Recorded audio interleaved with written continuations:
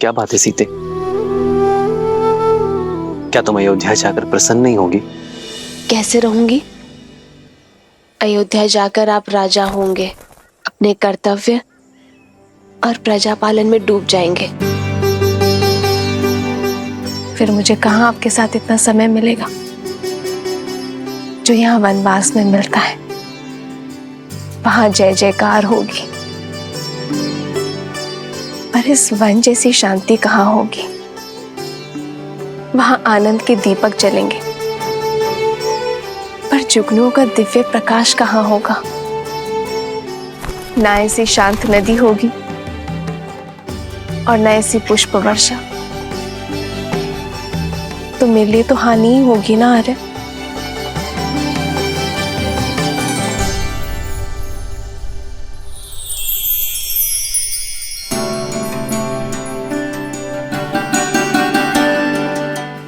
मैं तुम्हें वचन देता हूं सीते कि मेरी सीता को ना ही मेरी कमी खलेगी और ना ही मेरे समय की। ये राम सदा सीता के लिए न्यौछावर है और सदा रहेगा।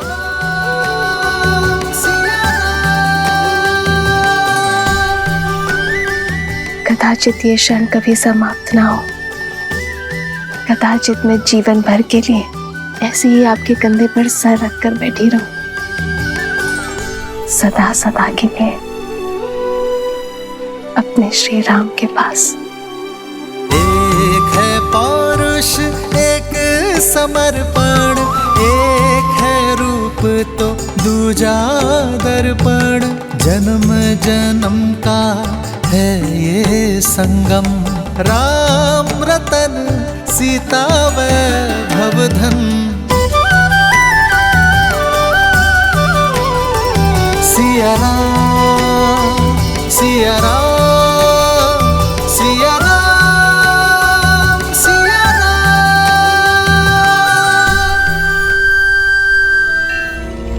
मैं राम के सम्मान का हरण करने जा रहा हूं। उस राम का वध क्षण भर में कर सकता हूं मैं, परंतु इससे उसे अपने दुखों से मुक्ति मिल जाएगी। जिस राम की प्रशस्ति तुम गा रही थी, उस राम का नाम छीन लूंगा मैं। लज्जा और दुख के सागर में डुबा दूंगा उसे भी और रघुकुल की रीति को भी। धीरे धीरे करके मारूंगा। सबसे पहले मैं उसकी सबसे प्रिय वस्तु छीन लूंगा। वो संसार के कोने कोने में भटकेगा, ढूंढेगा उसे, परंतु रावण के विरुद्ध कोई उसकी सहायता नहीं करेगा। निराशा और ग्लानि से पहले वो मरेगा, फिर उसका भाई लक्ष्मण, और वहां अयोध्या में उसकी प्रतीक्षा करते हुए उसका भाई भरत स्वतः ही आत्महत्या कर लेगा, बिना एक राक्षस के लहू बहाए। मैं रघुकुल को लहूलुहान कर अपने कुल के नाशक से प्रतिशोध लूंगा, और उसके बाद सब ओर से निराश सीता को निर्विरोध लंका की रानी बनाऊंगा।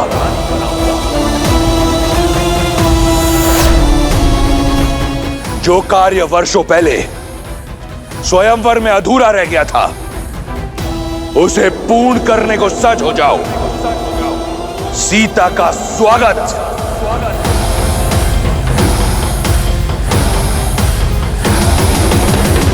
ये अनीति है लंकेश, ऐसा मत कीजिए।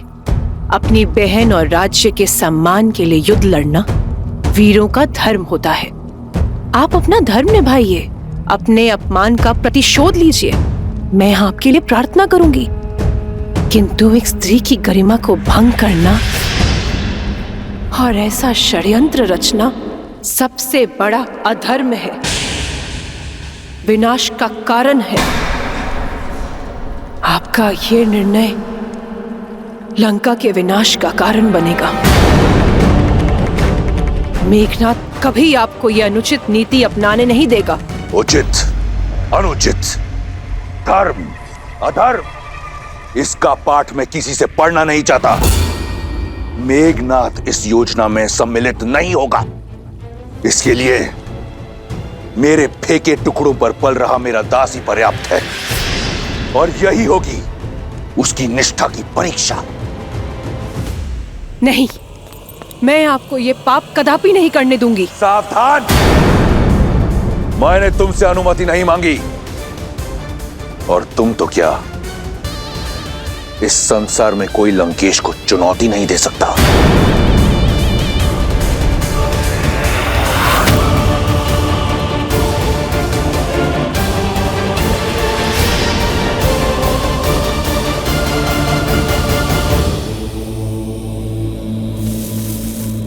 ओम नमः शिवाय।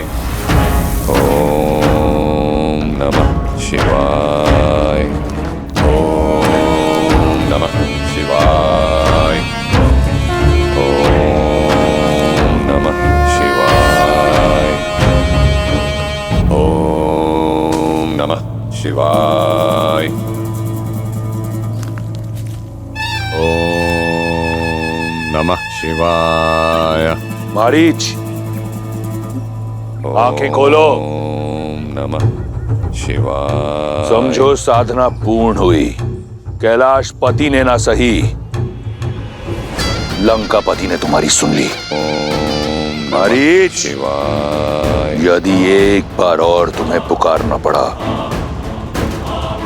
तो वो अंतिम शब्द होंगे इस जीवन में जो तुम सुनोगे। लंकेश महाराज, आप यहाँ?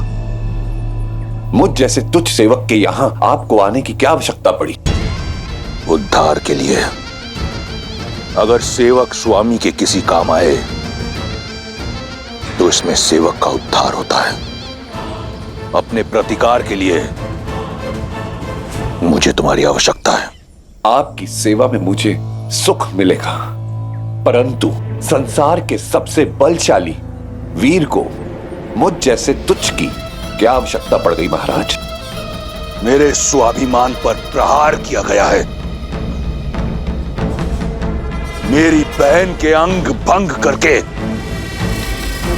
उसका अपमान किया गया है, वो भी एक तुच्छ मनुष्य द्वारा। दशानन के क्रोध को ललकार कर किसने अपनी मृत्यु को पुकारा है महाराज? वही वनवासी राम और लक्ष्मण। राम? क्या हुआ मारीच?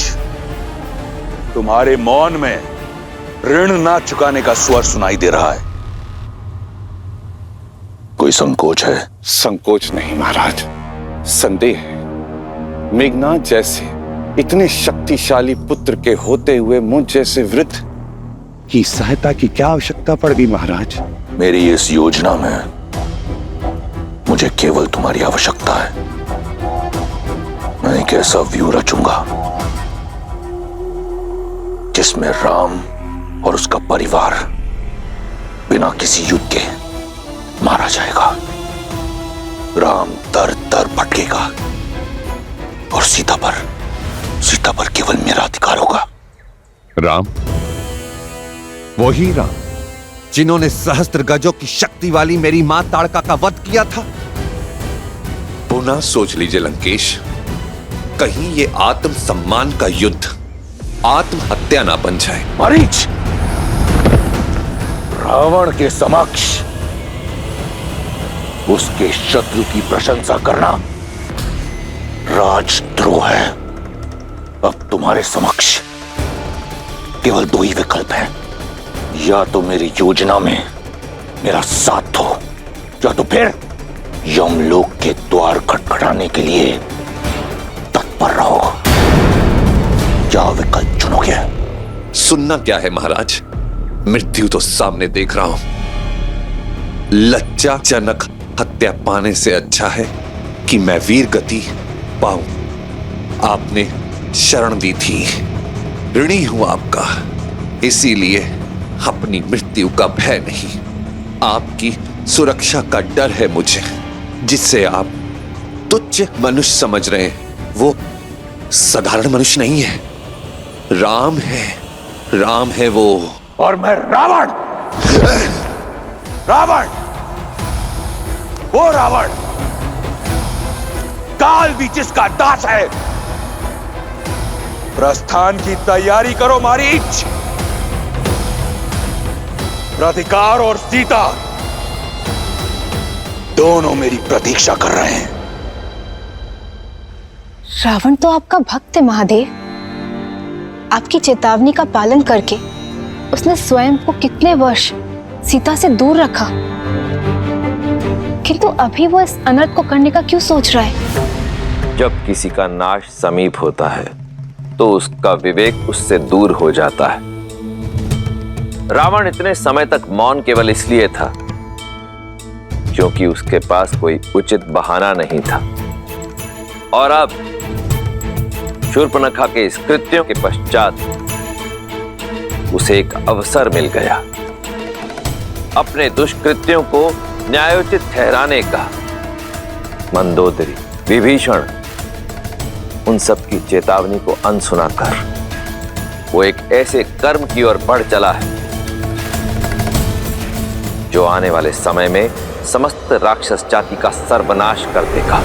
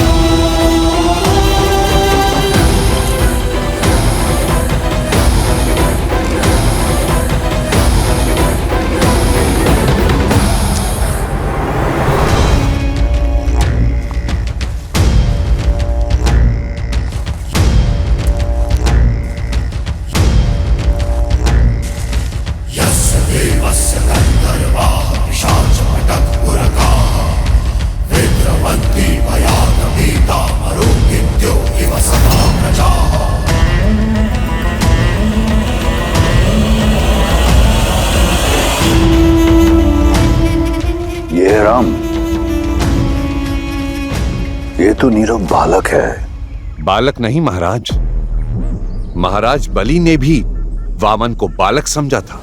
लेकिन ये भूल आप मत करें, आयु देखकर राम के शौर्य को कम समझना मूर्खता हो सकती है।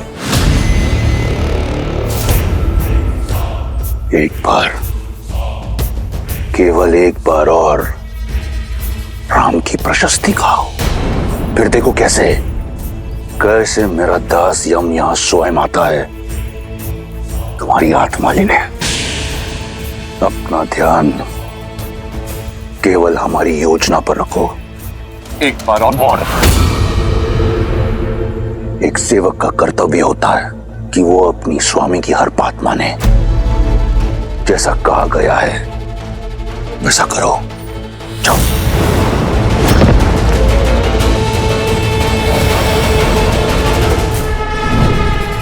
अपने अद्भुत सौंदर्य से मोह लो सीता को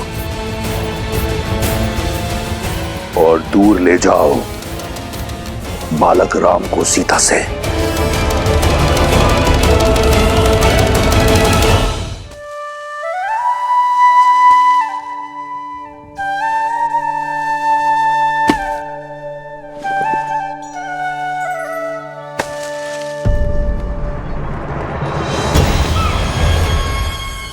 स्वर्ण मृग?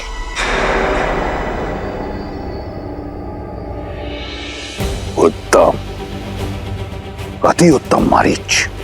भटकाओ उसका मन ताकि मैं उस बालक को भटका सकूं।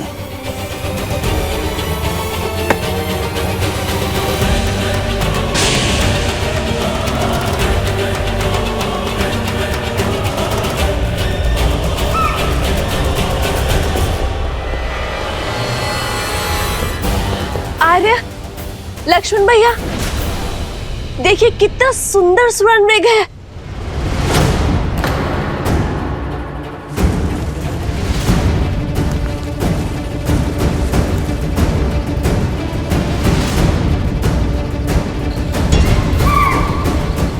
आर्य, वैसे एक बार स्पर्श करना चाहती हूँ इस वन के हर दिव्य जीव की स्मृतियां अपने मन में बसाना चाहती हूँ। आर्य, क्या आप इस मृग को मेरे लिए पकड़ कर ला सकते हैं?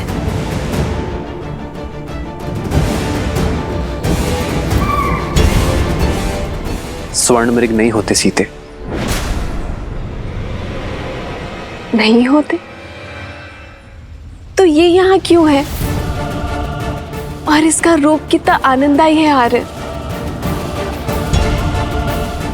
हर बार रूप आनंद का कारण नहीं होता सीते, कई बार भ्रम छलावा भी होता है। मुझे भय कि स्वर्ण मृग कोई माया जाल है। भूल गई सीते, रावण अपनी बहन शूर्पणखा के अपमान के प्रतिशोध का मार्ग खोजा है, और यह मार्ग माया जाल भी हो सकता है। हमें कुटिया में चलना चाहिए।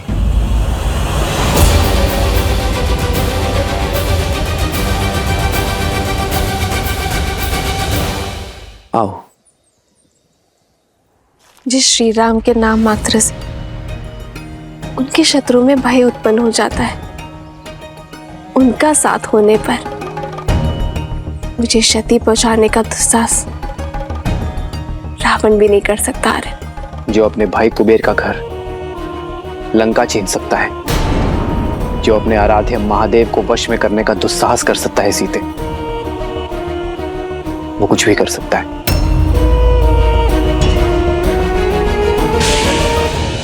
हर चमकने वाली वस्तु स्वर्ण नहीं होती सीते। शूर्पणखा का प्रसंग स्मरण है ना तुम्हें? हाँ, पर आर्य, इसका अर्थ ये तो नहीं है ना कि हर सौंदर्य के पीछे संकट की छाया खोजी जाए। आप एक क्षण को सोचिए, यदि ये मायावी ना हुआ तो क्या इस सुंदर जीव का संरक्षण करना हमारा धर्म नहीं है आर्य?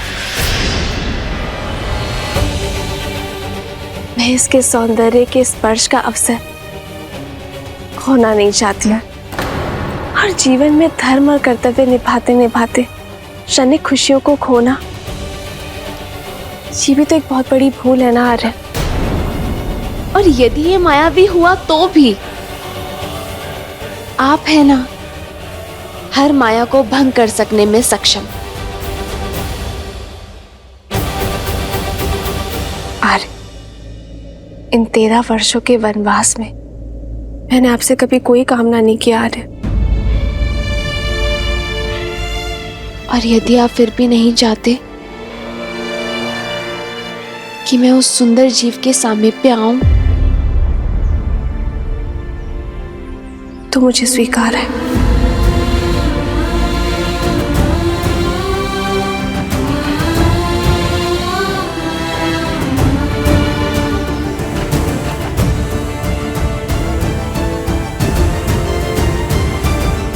सीते,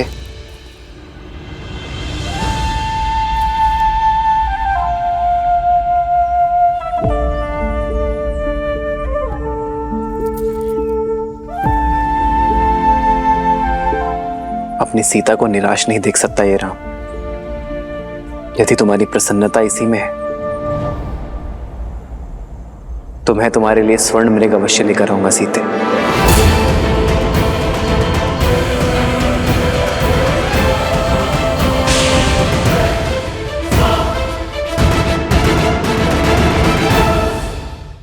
यदि तुम्हारी प्रसन्नता इसी में है तो मैं तुम्हारे लिए स्वर्ण मृग अवश्य लेकर आऊंगा सीते।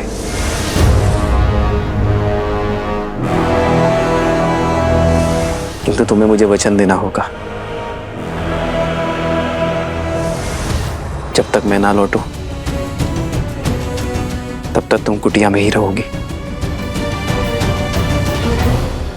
आप क्यों कष्ट करेंगे भैया? मुझे आज्ञा दीजिए, मैं अभी इस मृग को पकड़ कर ले आता हूं।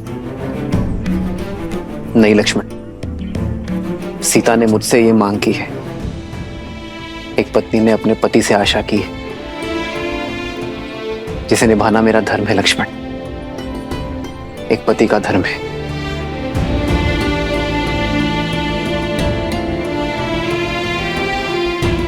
इन 13 वर्षों में सीता ने मुझसे कोई मांग नहीं की, और मैं उसकी इस इच्छा का मान अवश्य रखूंगा।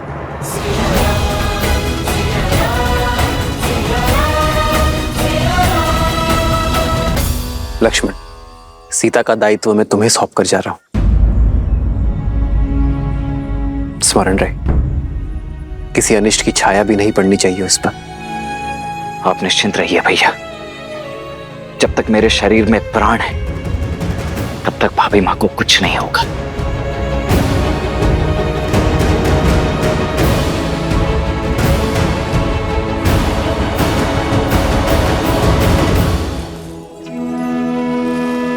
माया ठगनी न नर कछु जाने, कपट कहे मन नर न माने।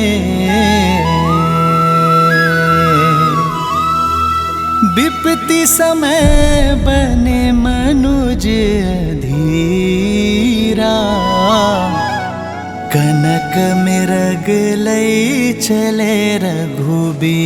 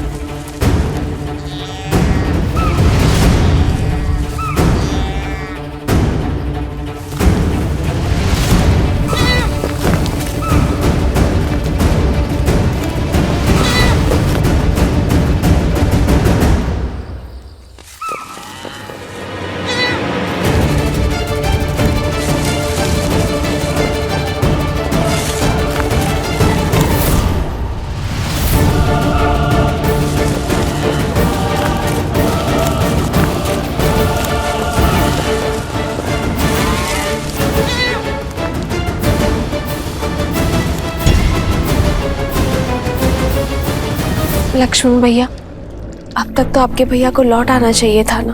मृग है भाभी माँ, अपनी मृग चाल से कहीं दूर निकल गया होगा। और फिर भैया ने आपकी इच्छा पूरी करने की ठानी है तो वो उसे पूरी करके ही लौटेंगे। आप निश्चिंत रहिए। उनका भय उचित तो नहीं, कहीं वो सच में माया ही हो। यदि वो माया है भी तो भी उस माया के समक्ष स्वयं श्री राम खड़े हैं भाभी माँ, एक महायुद्ध। और फिर भूल गई आप, ऋषि अगस्त्य और गुरु विश्वामित्र के दिए हुए अस्त्र शस्त्र भी तो हैं उनके पास। आप चिंता मत कीजिए, कुछ नहीं हो सकता उन्हें।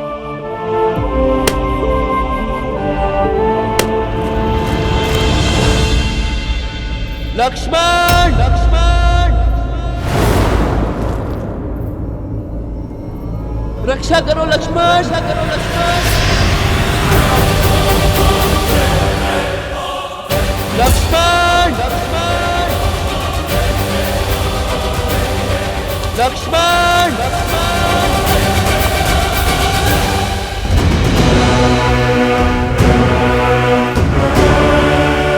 निश्चित ही ये कोई मायावी है।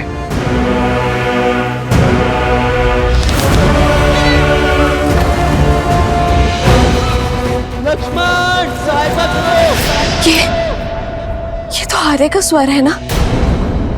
लक्ष्मण भैया, आर्य आपको पुकार रहे हैं। वो अवश्य किसी संकट में है। नहीं भाभी माँ, इस संसार में ऐसा कोई संकट अब तक जन्मा ही नहीं है जिसका तारण करने के लिए भैया को किसी की सहायता की आवश्यकता पड़े।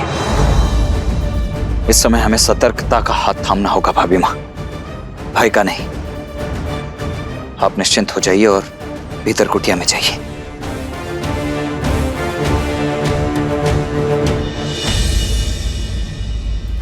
सीते, सीते सहायता करो, सहायता करो।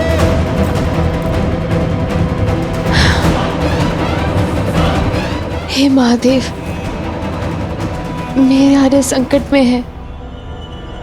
कितनी पीड़ा में चित्कार रहे हैं वो। दोषी मैं ही हूं। मेरे कारण श्री राम इतने घोर संकट में पड़ गए हैं।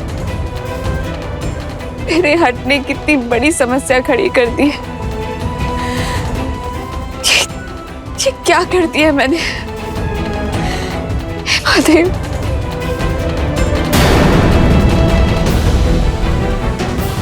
लक्ष्मण भैया, आप अब तक यही हैं।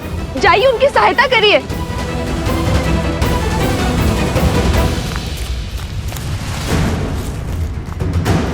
लक्ष्मण,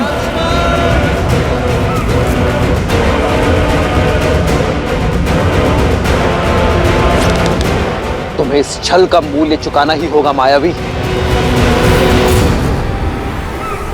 लक्ष्मण भैया जाइए। भाभी माँ, शांत शांत शांत हो जाइए। 14 सहस्त्र राक्षसों का सामना अकेले करने वाले मेरे भैया राम क्या एक तुच्छ मायावी के छल और बल में फंस जाएंगे भाभी माँ? नहीं भाभी माँ, कदापि नहीं।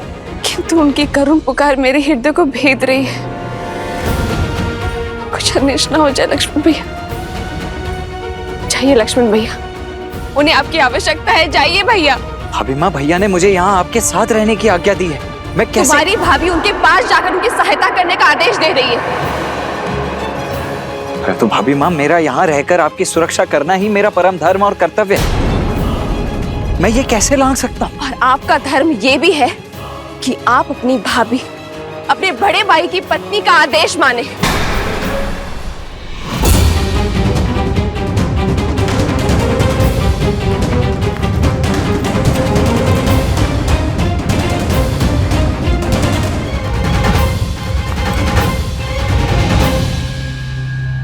समझ गए? आप भयभीत है ना माया से? जाना नहीं चाहते तो मैं स्वयं जाऊंगी अपने स्वामी की सहायता करने के लिए।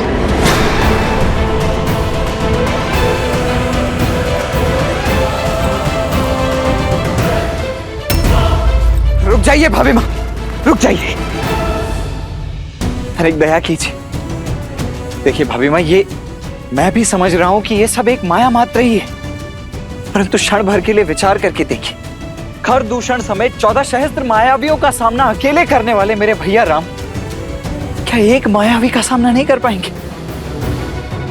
और फिर भैया को दिए हुए वचन से मैं बंधा हुआ हूं भाभी माँ। और मैं श्री राम से, जिनमें मेरे अस्तित्व है, जिनमें मेरे प्राण बसते हैं, और यदि वही ना रहे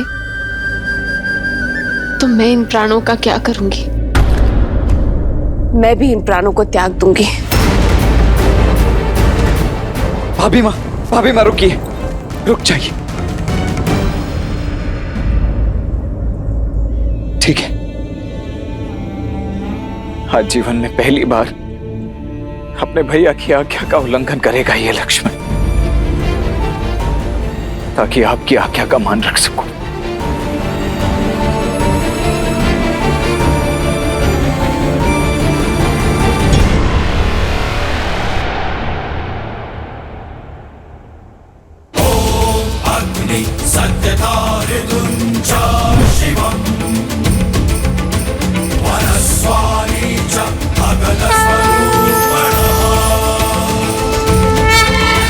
सदा विदितः प्रमादः अस्मि।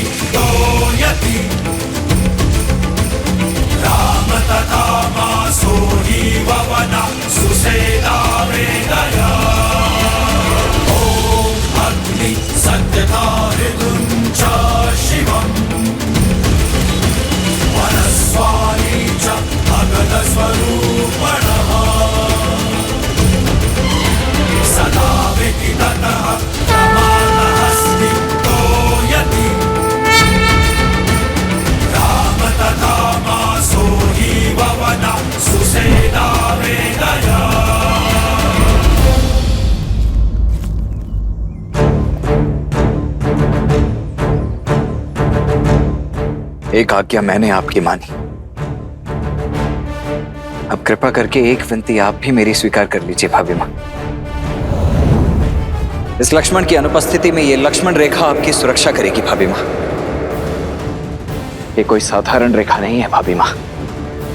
भैया के प्रति मेरी निष्ठा, आपके प्रति मेरा सम्मान और मेरे जीवन भर के तप का बल है ये। जो कोई भी बुरी मंशा से इस रेखा को पार करने का दुस्साहस करेगा, वो जलकर भस्म हो जाएगा। इसीलिए चाहे कुछ भी हो जाए भाभी मां, आप इस लक्ष्मण रेखा को नहीं लांघेंगी। मुझे वचन दीजिए। अवश्य लक्ष्मण भैया। तुझ मनुष्य के तुझ स्वांग, जिस लंकेश को त्रिदेवों की सीमा रेखा न रोक पाई, उसे ये रेखा क्या रोक पाएगी?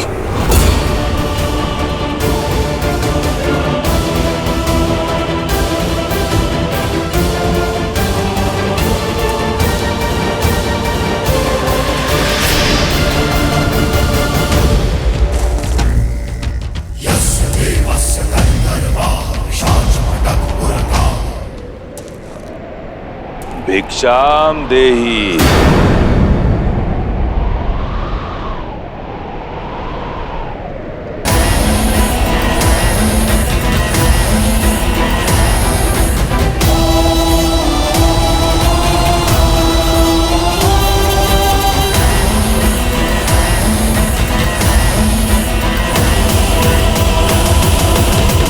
प्रणाम ऋषिवर।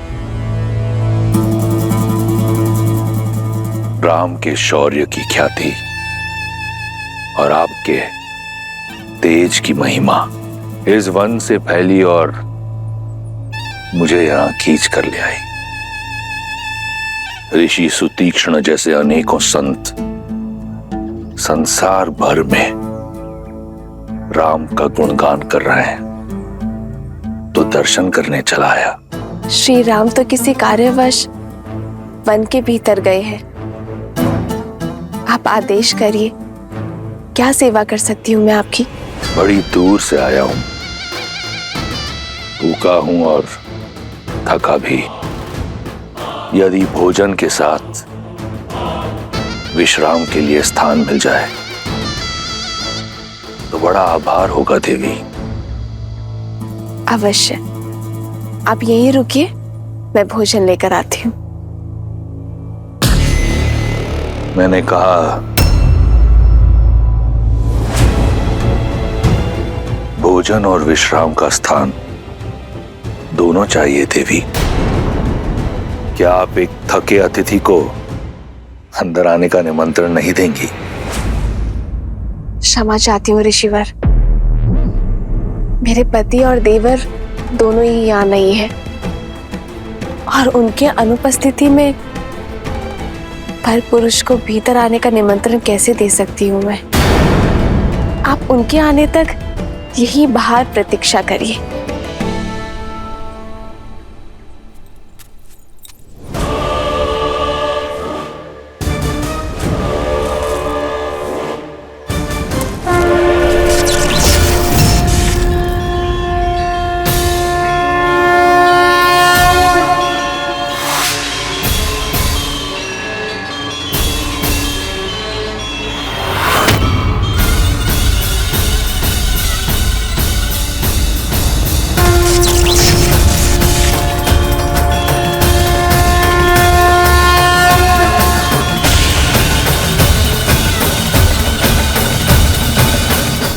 ये लीजिए ऋषिवर, ग्रहण कीजिए।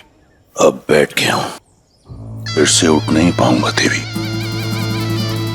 इस वृद्ध सन्यासी पर कृपा कीजिए और मेरा भोजन यहीं परोस दीजिए।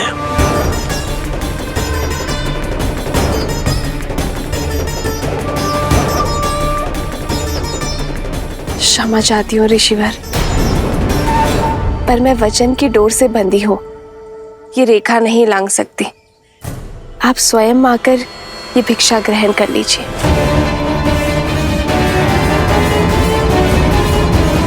भैया भैया भैया कहाँ हैं आप?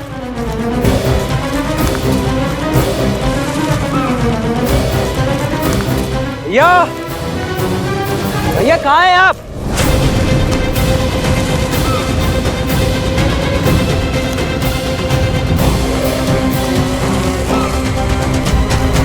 भैया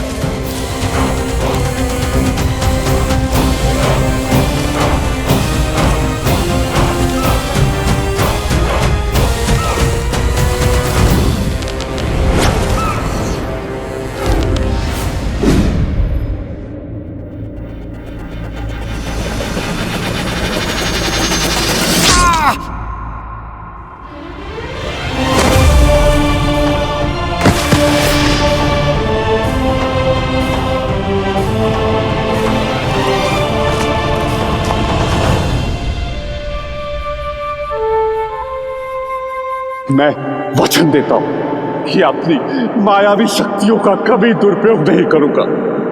मारीच, अवसर का लाभ नहीं उठाया तुमने, फिर से पाप के मार्ग को चुन लिया। समारा, समारा, ये समय चर्चा का नहीं है। आपकी पत्नी माता सीता संकट पे है। हारा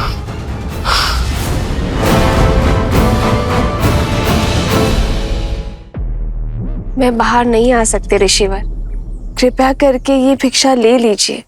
तो महाज्ञानी राज ऋषि जनक और विदुषी गार्गी ने यही अतिथि सत्कार सिखाया है आपको, या फिर अयोध्या की कुलवधुएं वृद्ध सन्यासियों से ऐसा व्यवहार करती? ये संसार जिसकी प्रशस्ति करुणा निदान करके गाती है, उस राम की पत्नी में तनिक करुणा नहीं, केवल 2 पग चलने के कष्ट से मुक्ति पाने के लिए एक वृद्ध सन्यासी को हुक्का मार रही है। क्षमा करें देवी, भूख के आगे शब्दों ने गरिमा त्याग दी, परंतु मिथिला के आतिथ्य और रघुकुल की मर्यादा के बारे में इतना सुना था कि आपका ये रुष्ट व्यवहार देखकर मन खिन्न हो गया। इक्ष्वाकु वंश की कुलवधु के आंगन से कदाचित आज पहली बार एक भिक्षु खाली हाथ लौटेगा। कैसी विडंबना है, घोर कलंक। आप मुझे कुटिया में निमंत्रण नहीं दे सकती और भिक्षा देने यहां स्वयं आ नहीं सकती, तो देवी ये भिक्षा मुझे स्वीकार नहीं। ऐसा नहीं है ऋषिवर, ना तो मैं मिथिला का सत्कार भूली हूं और ना ही रघुकुल की रीत, किंतु वचनबद्ध हूं, मैं बाहर नहीं आ सकती ऋषिवर। आप कृपया करके स्वयं थोड़ा सा कष्ट उठा लीजिए। नहीं, अब मैं ये भिक्षा ग्रहण नहीं कर सकता। भिक्षा के लिए गृहस्थ संकल्प लेता है और संकल्प लिया जाता है विश्वास से, परंतु आपका व्यवहार स्पष्ट दिखा रहा है कि आपको संतों पर विश्वास नहीं, और बिना विश्वास के लिया गया भोजन मेरे लिए विष समान है। आज्ञा दे देवी, किसी और का द्वार खटखटाऊंगा। एक ऐसा दाता जिसके मन में विश्वास और श्रद्धा हो।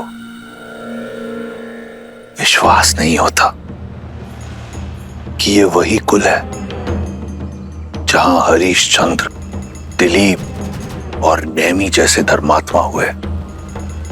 आज यहां अतिथि का सत्कार नहीं, अपमान किया जाता है।